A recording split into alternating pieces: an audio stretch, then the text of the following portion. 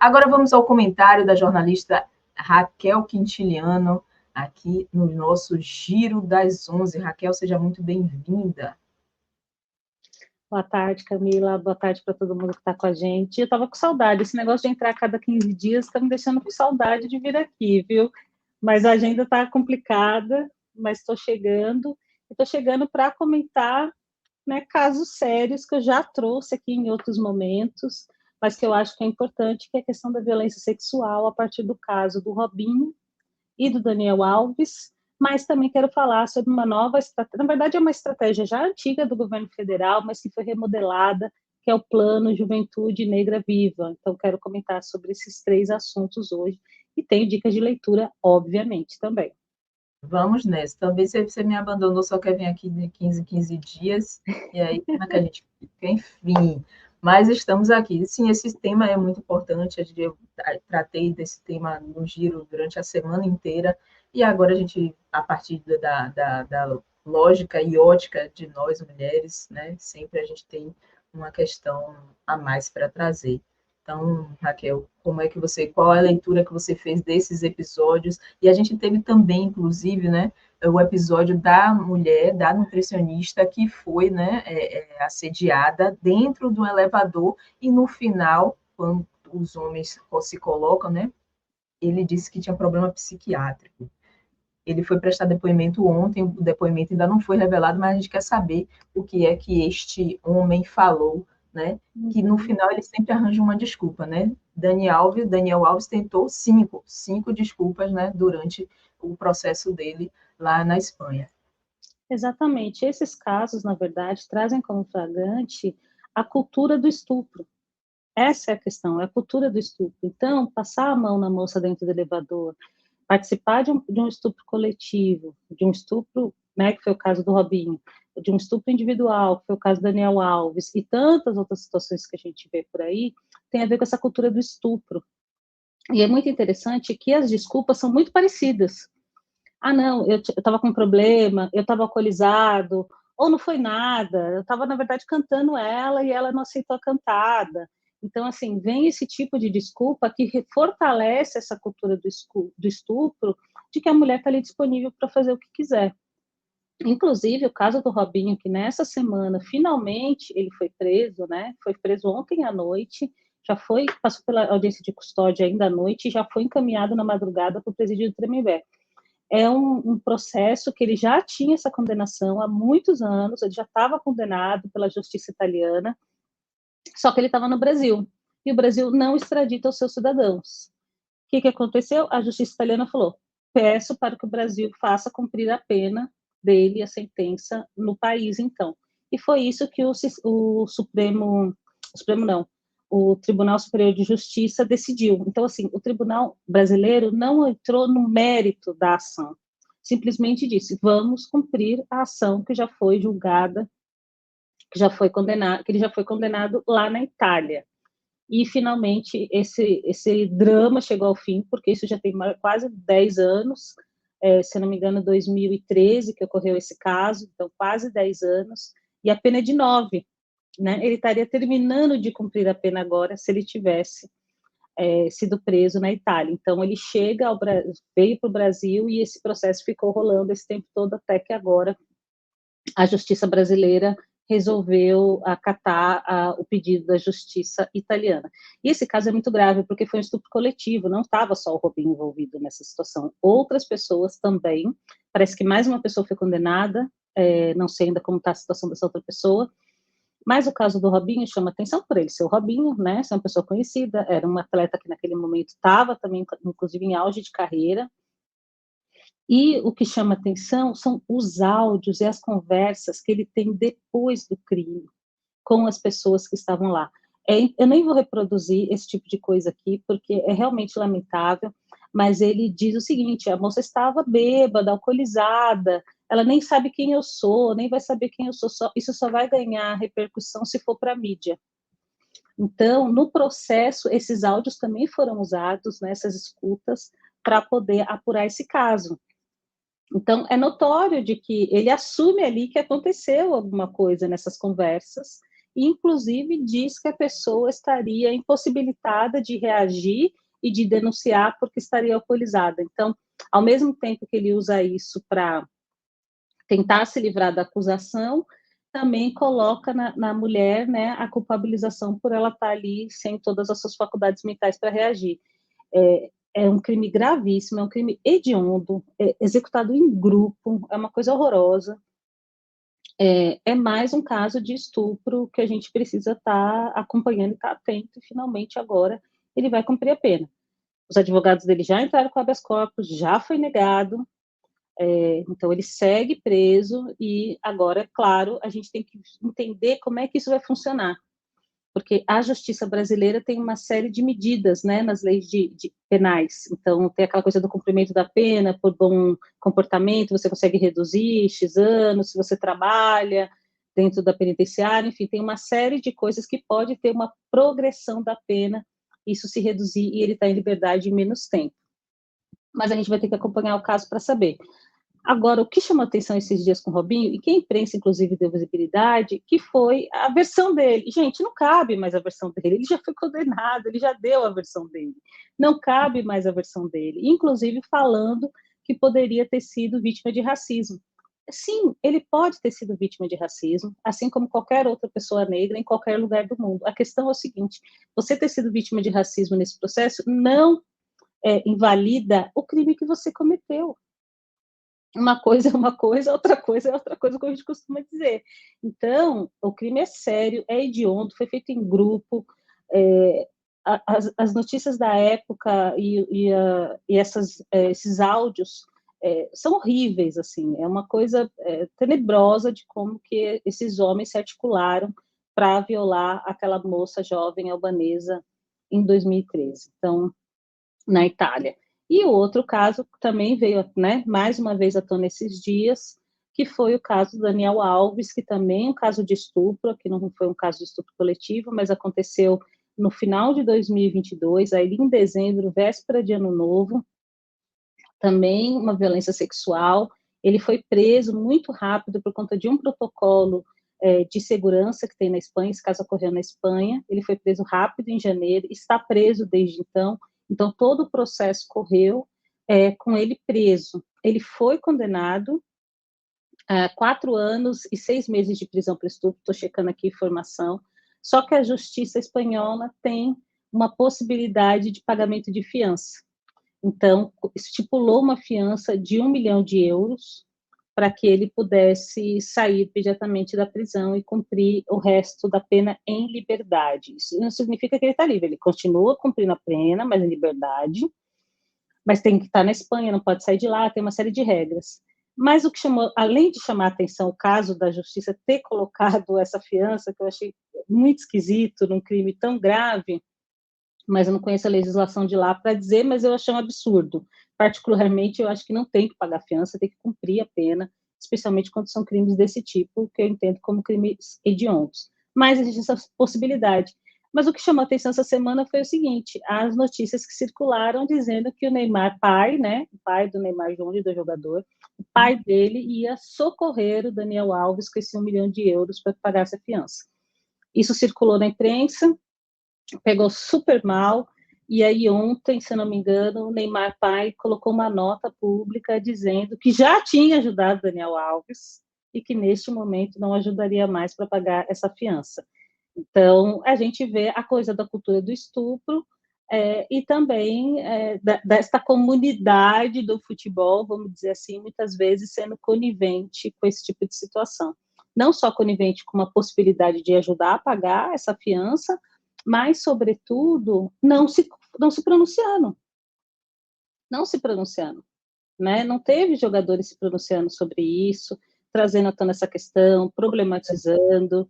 Quem se pronunciou foram as mulheres do espaço do futebol e outras mulheres como nós, jornalistas, mas, de verdade, essa comunidade do futebol se calou mais uma vez sobre esse tipo de situação. Então, eu acho que é isso que é mais grave nesses dois casos.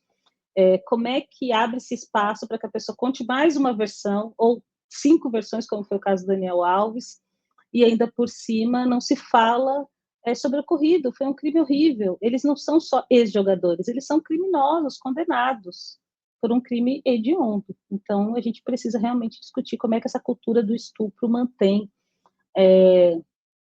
isso como, tudo bem, paga-se 1 milhão e tudo bem, Pode ir embora. e pode ir embora. Exatamente.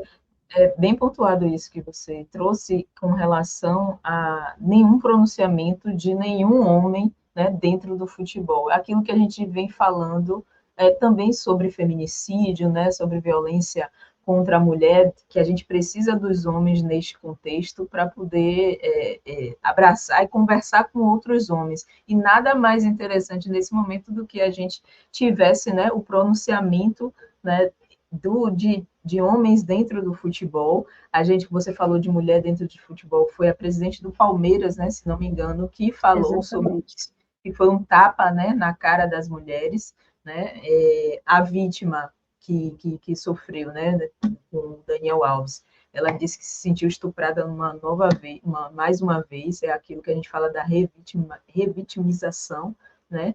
Nesse caso da mulher do elevador, ela teve que dar 2 depoimentos. E aí eu fico pensando como essa mulher é revitimizada todas as vezes que ela chega para poder dar esse depoimento. E o homem deu apenas um depoimento ontem, acredito com certeza que vai ser o único. E sobre a abordagem nos programas, principalmente programas de esporte, eu não vi nenhuma abordagem falando sobre respeito às mulheres, nada. Só falava como é que está a situação de Robinho, como é que está a situação de Daniel Alves? Ele está aqui na Bahia, que ele é da Bahia, né? Foi na cidade dele, né? Para saber, mas nunca uma abordagem mais incisiva, falando sobre o crime, né? E fazendo essa relação do crime com alguns jogadores, né? Então, realmente bem pontual isso que você traz, bem importante, que não houve essa participação de outros homens, nem todo mundo se calou. Todo mundo se calou até agora. Inclusive as entidades de classe desse setor, né? Eu acho que uma CBF, que inclusive os dois passaram por seleção brasileira, então poderia se pronunciar, poderia trazer ali, né, uma informação sobre isso, repudiando esse tipo de situação, inclusive para proteger os outros atletas que não são criminosos. Então, é importante também defender essa categoria, né? Não significa que isso é uma prática de todos eles. Então, essas entidades de categoria também, né, eu acho que poderiam se pronunciar com relação a esse caso. Não simplesmente a presidenta do Palmeiras, que inclusive chamou a atenção do seu grupo, da sua classe, para se colocar. Então, realmente, situação bem difícil. E isso também dialoga com outro tema que eu vou trazer em alguma medida, que também estamos falando sobre violência, que é o Plano Juventude Negra Viva, que foi lançado pelo governo federal, este plano novo, ontem, na cidade de Ceilândia, que é uma cidade do Distrito Federal, uma cidade prioritariamente pobre, negra, com muita juventude. E esse plano, o programa Juventude Viva já existia, se não me engano, ele foi lançado no primeiro governo da Dilma, e depois ele seguiu com várias mudanças dentro da Secretaria de Juventude, e agora ele está sendo relançado com um novo programa. E aí chama a atenção exatamente a necessidade de proteger a juventude como um todo, mas especialmente a juventude negra, que é a que mais morre. Eu te mandei, Camila, um gráfico, aí, uma imagem, se você puder colocar, porque fala um pouco sobre essa questão dos homicídios no Brasil. Segundo a ONU, a cada 23 minutos, um jovem negro é assassinado. Eu já falei sobre isso aqui, quando eu falei há 15 dias sobre racismo institucional, inclusive. E agora esse plano está sendo lançado. Esse é um dos primeiros gráficos que aparecem quando a gente vai ler o plano. Eu peguei o plano, já está disponível na internet, dá para ler todinho. E aí tem uma justificativa por que a gente precisa enfrentar a questão da violência contra a juventude negra. Se a gente olha que os homicídios de jovem no Brasil, segundo raça, cor, de 2017 até 2021, a gente vê, né, um gráfico é 2017, outro é 2021, quase não se alteram os gráficos, são quase iguais. A maior parte, 79% das pessoas que morrem são negras. 18 brancas, 2% outros, que provavelmente não tem ali uma classificação sobre raça-cor. Então, a situação não se altera. Eu fui até falar, será que a gente consegue, né, a cada 23 minutos um jovem negro está morrendo? Parece que sim, porque esses gráficos mostram que a situação segue inalterada aí, quando a gente olha tanto 2017, quando a gente olha 2021. E a gente precisa olhar muito depois, 2022 e 2023, porque a gente tem mudanças, inclusive, nas políticas de segurança pública, e eu acho que vale a pena a gente estar atenta. E esse plano foi lançado ontem, que foi dia 21 de março, Dia Internacional de Luta contra a Discriminação Racial, que a data foi considerada pelas Nações Unidas em relação ao massacre de Soweto, que aconteceu na África do Sul, e que, inclusive, tinham muitos estudantes e jovens que foram assassinados naquele momento, jovens que estavam lutando contra o racismo, contra o apartheid naquele país. E isso acabou ganhando o mundo, e o dia foi constituído dessa maneira. Então, a data escolhida ontem pelo governo para fazer esse lançamento também traz essa simbologia do dia 21 de março, para que toda a comunidade brasileira, mas também a comunidade internacional, esteja atenta que o Brasil está tentando propor aí um plano de enfrentamento que envolve várias áreas: saúde, segurança pública, educação, a própria juventude, cultura e a Secretaria-Geral da Presidência da República. E foi anunciado também 655 bilhões para este plano. É muito dinheiro, mas é pouco diante do problema. Então, óbvio que é um investimento importante, mas também eu acho que ele é pouco diante do problema que a gente tem para enfrentar. Então, é muito interessante que esse plano venha à tona agora. Ele foi construído também com base numa pesquisa direta, uma conversa direta com jovens. Mais de 6 mil jovens participaram dessa escuta, e os jovens foram indicando como que esse plano deveria ser, onde ele deveria estar mais atento. E uma das coisas que o plano traz já na cabeceira aí de ações é enfrentamento com relação às áreas de segurança pública. E isso tem um porquê. Eu lembro que eu comentei aqui que as maiores vítimas da violência, do estado da violência policial, são pessoas negras. Então, obviamente, esses jovens enxergam que é importante ter ações que sejam executadas pela Secretaria de Segurança Pública para reverter essa situação. Então, os jovens indicam que esse é um dos caminhos prioritários. Isso é muito interessante, porque às vezes a gente vê planos de enfrentamento à violência ou para desenvolvimento da juventude, aí vem lá educação, esportes, coisas que o jovem tem que fazer para crescer, e que é ótimo. Só que existe uma coisa que é o seguinte: basta você estar na rua fazendo nada, que você pode ser vítima de um homicídio, seja para outro cidadão, seja pela força do Estado. Então, o que acontece? Tem uma questão que eu tenho que fazer muitas coisas? Tenho. Eu tenho que me desenvolver? Tenho. Eu tenho que ter empregabilidade? Tenho que ter tudo isso. Mas existe uma outra força que é muito maior, que está me pedindo de seguir a vida. Então, depende do outro mudar a sua forma de agir com relação a nós. Então, por isso, os jovens, obviamente, colocaram a questão de enfrentar esse tema a partir de ações junto à Secretaria de Segurança Pública, junto às secretarias, né, seja do Governo Federal, do Ministério da Justiça, mas também as secretarias estaduais. Então, é muito interessante essa visão aí que os jovens tiveram para colocar no plano. Ótimo que foram ouvidos, né, Raquel?